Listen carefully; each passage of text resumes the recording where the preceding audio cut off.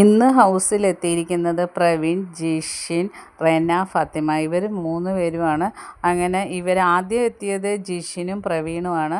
അങ്ങനെ മെയിൻ വാതിക്കൽ എല്ലാ കണ്ടസ്റ്റൻസും പോയി നിന്ന് ജിഷിനെയൊക്കെ നല്ല രീതിയിൽ തന്നെ സ്വീകരിച്ച് പ്രവീണിനെയൊക്കെ.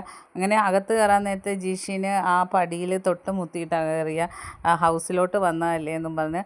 അങ്ങനെ ജിഷിനോട് അനീഷ് ചോദിക്കുന്നു, ഹൗസിലോട്ട് വന്നിട്ട് എന്ത് തോന്നുന്നതെന്ന് വെച്ചപ്പോൾ പറഞ്ഞാൽ, ഇവിടെ നിന്ന് കൊതി തീരാതല്ലേ പോയത്, എൻ്റെ ഒരു പ്രേതം ഇവിടെ കിടന്ന് ഇങ്ങനെ അലയുന്നുണ്ടെന്ന് പറഞ്ഞു. അങ്ങനെ അത് കഴിഞ്ഞ് പിന്നെ പ്രവീണ അനിമോളെ ഓടി വന്ന് കെട്ടിപ്പിടിക്കുന്നുണ്ട്. അത് കഴിഞ്ഞ് ഈ അഭിഷേകും വന്നിട്ടുണ്ടായിരുന്നു.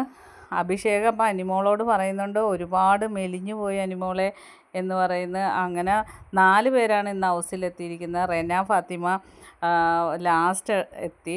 റെന, ഫാത്തിമ, അങ്ങനെ എല്ലാവരും കൂടി ഇരുന്ന് വളരെ നല്ല രീതിയിൽ ചർച്ചയാണ്. ഇന്നലെ വന്നവർ അനിമോളിനെ എതിരായിരുന്നു. എല്ലാവരും അനിമോൾക്കിട്ട് പണി കൊടുക്കുമായിരുന്നു. ഇന്ന് വന്നവരുടെ അവസ്ഥ എന്താണെന്ന് അറിയത്തില്ല. ആരൊക്കെയാണ് അനിമോൾക്കെതിരെ കുത്തുന്നതെന്ന് അറിയില്ല.